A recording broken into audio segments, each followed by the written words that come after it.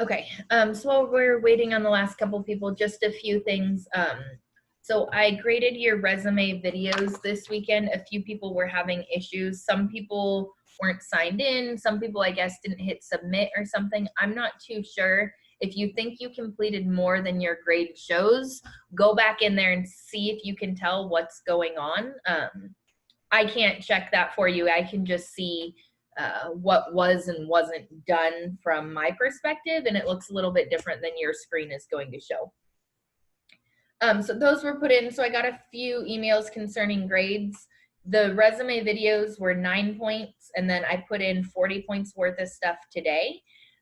So it definitely changed your grade if you did the resume, if you turned in the resume and the vision board. I started giving individual feedback on the resumes, but then I noticed a lot of the same common things. So when, I think on Wednesday, we're gonna talk about resumes from the book. I'll kind of share what I noticed kind of standing out from some things that need to be fixed on other people's resumes. I do plan on going back to them throughout the semester. Some of your resumes look better than others. And pretty much if you did it, you mostly got the points. I also went through and read all of your vision boards today. That took quite a while, but it was nice to kind of compare where everyone is and what everyone is thinking long term. It's hard for me to kind of, I read them all, so it was a lot of information at once, hard to keep straight with who is who. And thank you for those of you that put pictures. It helps me kind of put a face to your name when I see you on here. So with that, that kind of summarizes most of last week. Remember, you have that mini project that got assigned last week that is due this Friday also. So you need to work on your time management skills because we also have new assignments this week. This week is a lot more traditional. So today, tomorrow, and Wednesday, we'll just be taking notes from a PowerPoint. And then you have the questions that go with it. And then Thursday, we'll do our first little bit of math.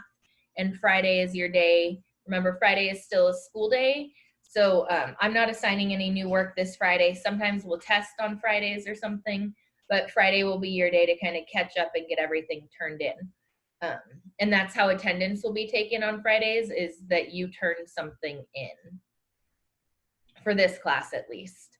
Okay, so with that being said, all of your assignments are due, like the ones from this week, in one document in Google Classroom. You won't share it with me, you'll just submit it there. When we take our notes, you have the option to handwrite them. Some of you prefer that, or you can type them directly into Google Docs. Whatever you're going to be doing for your notes, that's your choice, but get that set up now. So either open a new doc or get your paper out that you want to handwrite your notes on.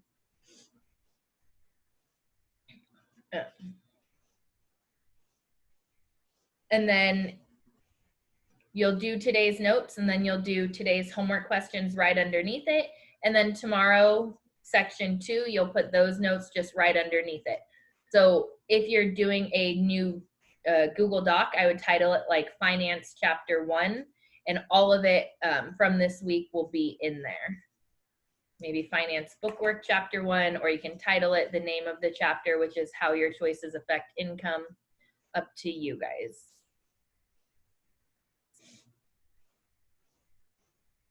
All right, let me go ahead and get this.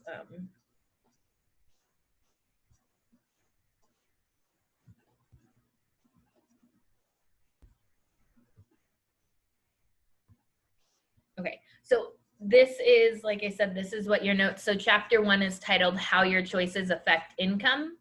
And then today we're going to focus on section 1. So maybe you want to title it 1-1, and then the title of section 1 is Personal Skills and the Job Market.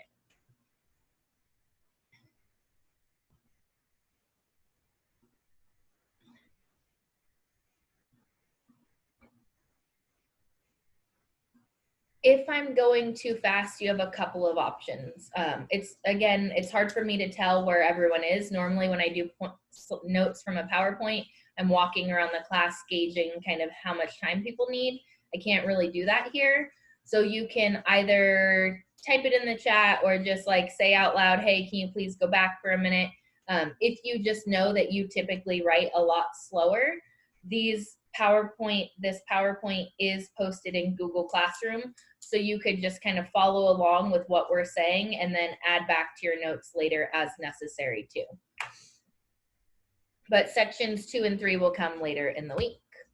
So you do not need to write down these learning objectives. These are from the week, or I'm sorry, from the book. This PowerPoint came straight from your textbook publisher. Someone typed something in chat and it's not showing up. So I apologize if you did try to send something. But we're going to do discuss the job market, how it changes over time, and what you can do to prepare yourself, and describe how your education may affect the amount of money that you earn. These are questions to keep in mind. Again, you don't have to write them down, but how do your choices affect your income? And then kind of flipping that, how does your income affect your choices? Is your education and training related to how much money you can make, and what does the future of jobs look like? So again, these are guiding questions. They should kind of be in your mind and what are going to lead us through this chapter. So what is the job market? These are the definitions straight from the book. The blue part you don't need to write down. We can kind of talk about that in a minute. So job market, the definition from your book is the job openings that are available when you are ready to go to work.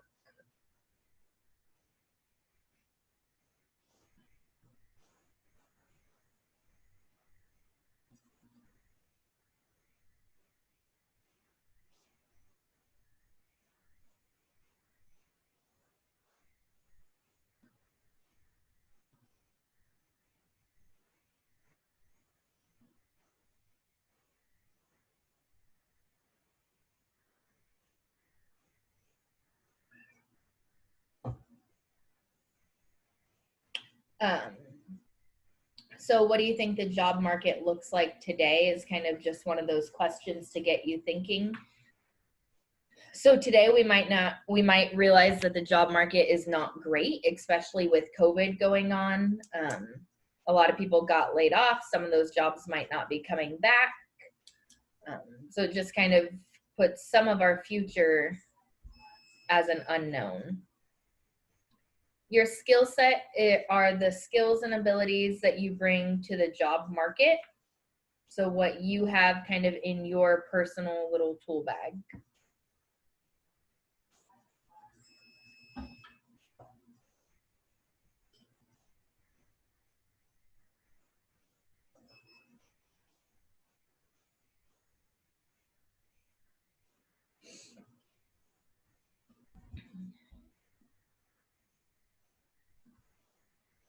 Hard skills are measurable physical and mental abilities that allow you to complete a job. So creating a spreadsheet, installing a faucet, operating a machine, driving a car, can you, like, different things that you can actually measure and do. Whereas your soft skills are non-technical skills needed by most workers for success on a job, such as leadership, teamwork, time management, and communication skills. So soft skills aren't necessarily something that you just can learn, where if you're missing a hard skill when you go to a job, those are things they can more easily teach you. You can't necessarily teach somebody leadership and communication skills.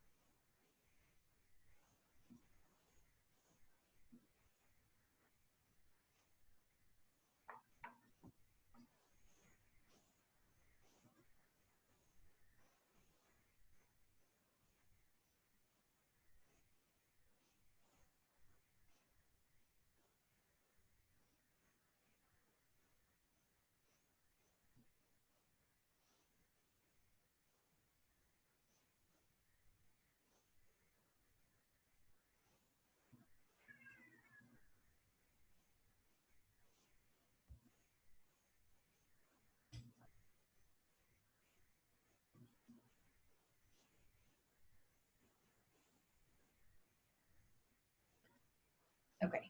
So on this one, you can kind of abbreviate this. You don't need to copy these whole sentences, but it's fill in the blank, and the next slide will show us the percentages. So what is it about your communication that tells the listener the most? So what percent of what you're trying to communicate is from your words? What percent comes from your tone of voice? And then what percent comes from your body language? So what you're trying to communicate, your words, your tone of voice, and your body language.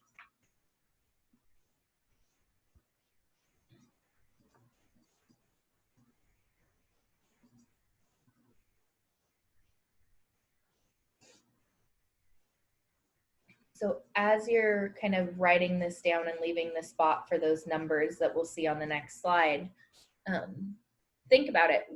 When you're trying to talk to somebody, what percentage do you think are the words? What percent is the tone of voice? And then your body language.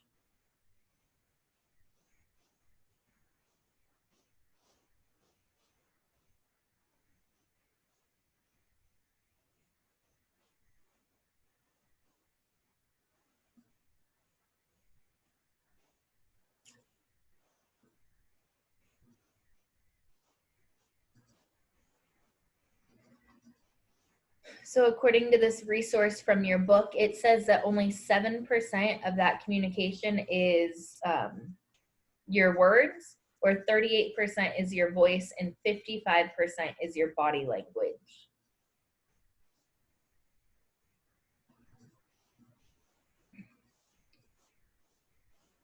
So things like this, where we're online and most of you don't have your video open, we can't see your body language.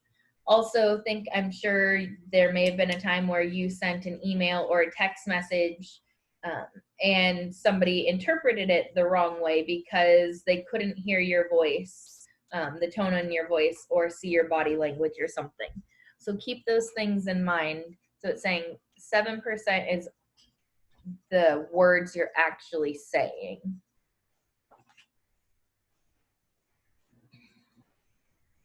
38% is the tone, and then 55% is your body language. You do not need to write this down. This is straight from your textbook on page 5. Oh, speaking of textbook, hopefully most of you got your textbook this weekend. If you did not, I posted the pictures of the textbook for chapter 1. I don't plan on doing that in the future. It's just to accommodate the people that weren't able to get their textbooks. So again, this is on page 5. This is the fastest growing occupations from 2012 to 2022. So you can see we're already kind of at the tail end of this, but the expected growth, industrial organizational psychologists was the highest. They were expected to grow by 53%, which need a doctoral degree. Home health aides, they expected to grow by 48%. And notice they don't need any degree, some short-term training and then just experience.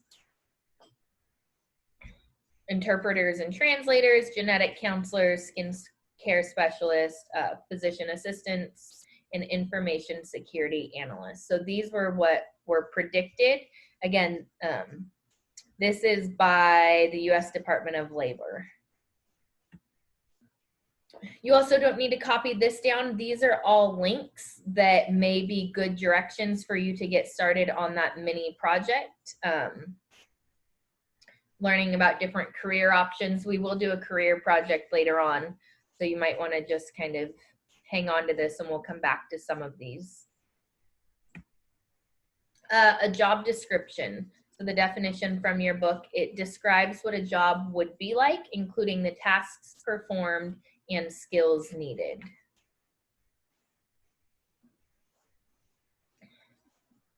Again, this is the example from your book, which also comes from the Department of Labor. You don't need to copy it down. It's just an example. So it says, what do physician's assistants do? They practice medicine on a team under the supervision of physicians and surgeons, formally educated to examine patients, diagnose injuries and illness, and provide treatment. Then it goes on to break down their duties. They check patients' health and order and interpret diagnostic tests.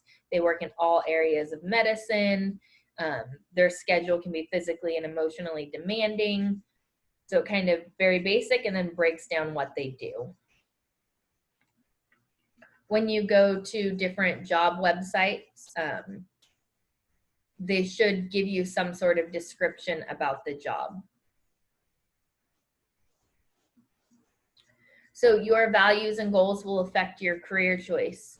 Your value is a principle that reflects the worth you place on an idea or action. And then a goal is a desired outcome based on one's values for which a plan of action is developed and carried out. So just based on reading your vision boards, again, your values and goals will affect your career choice. Some of you are very clear on that. Some of you said you wanted to go into different careers because of the income. And so that's a value to you. And some of you said you wanted to go into a career because it's something you were passionate about and cared about. So that's what you value more than how much money you're going to make.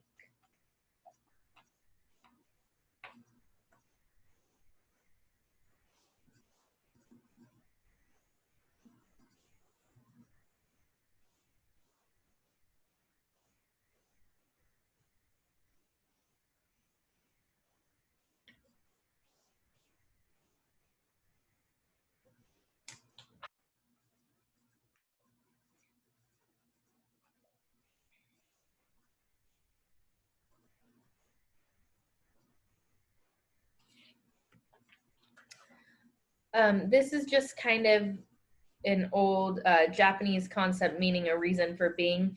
Kind of puts our vision board into perspective, or the idea behind it.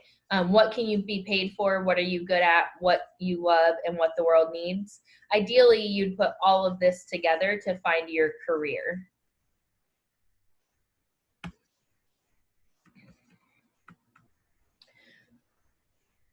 So how does education and training affect your income? So you can have on-the-job training and apprenticeships. So on-the-job training is learning as you do the work. A lot of jobs will offer this. Some jobs, even if you go get a degree, you're still going to have on-the-job training that are going to be specific for your company. Self-training or computer-based learning is learning new skills from reading and practicing on your own.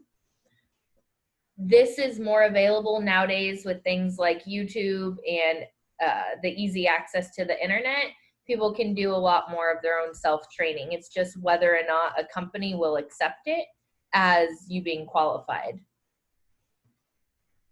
And then your formal education is learning and earning a college degree, which I'm going to say at least half of you kind of were interested in heading that route, even maybe it was just a JC. Some of you want to go straight to a university based on your About Me surveys we did last week.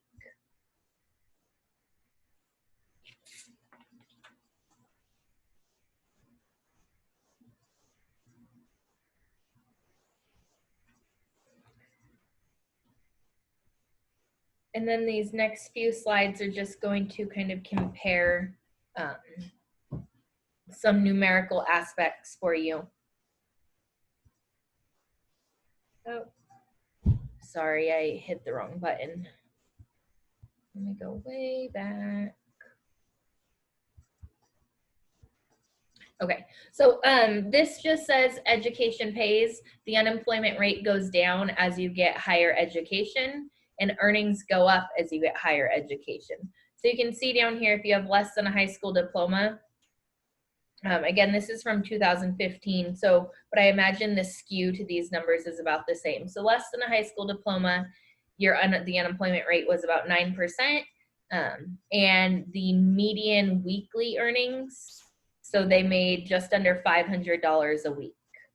So just under $2,000 a month on average if you didn't have a high school diploma. Then you can see as you get more education, your unemployment is more likely to go down and your earnings are more likely to go up.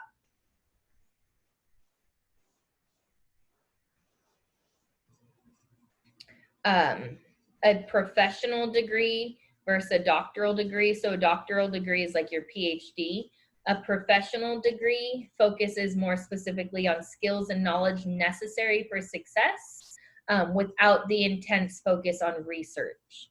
So the professional degree doesn't have as much research as it takes for a PhD.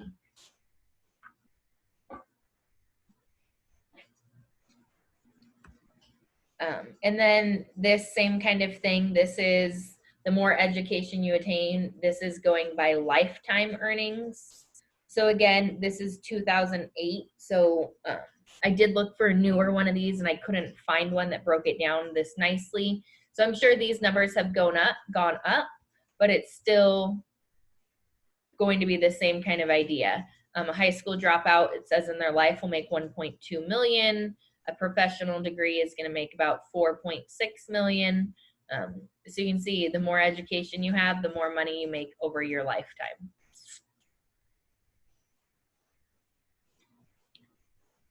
And then lastly,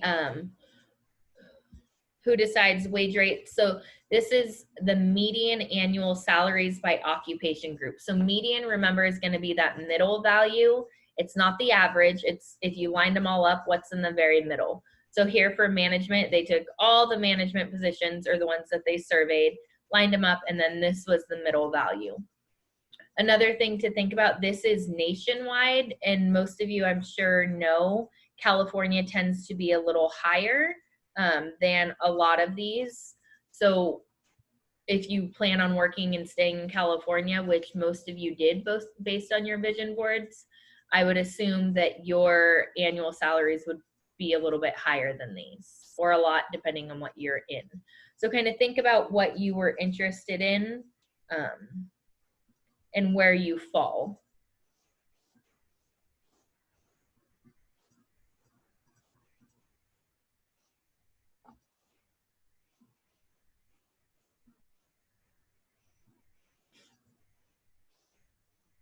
So again, it just kind of puts perspective on your education versus kind of what you want to do and the amount of money you're going to make. So that is the last slide that we have for today.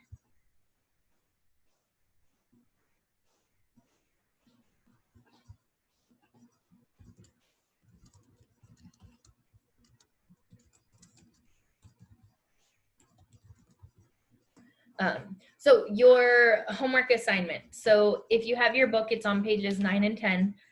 If you don't have the book, I posted the questions. The way the assignment works, so they all start with the vocab review, and it's just matching. So it's usually 7 to 9 questions. This one has 8. And you don't need to type out the questions. You could just put 1 is A, 2 is B, 3 is C, and you're just matching those. Then the next section is check for understanding. Those are going to be either straight from the slideshow or straight from the book. Some of them you might have to kind of flip back in your book and see, but those ones, the check for understanding, don't require too much thinking. The information to answer those questions should kind of be right there on the paper. And then the last section is thinking critically. So that's typically going to be 3 or 4 questions that you have to put a little bit more thought into, and there's not just one right answer. So today your homework for this section is 1 through 23. Wherever you did your notes, you're just going to go right underneath those and continue your note, or sorry, not continue your notes. You're going to answer the questions 1 through 23. And then tomorrow when we pick up, you'll just go right back to that document, either your Google Doc or handwriting, and start the next section. Don't forget, you're also working on that mini project for chapter 1. So maybe figure out how much time you think these bookwork problems are going to take you, and then make sure you're leaving yourself time to get that mini project done as well. That's all I have for you guys. If you have other questions, you are welcome to stick around and get those answered. Otherwise, you're working on 1 through 23 out of your book, and I will see you tomorrow at 2.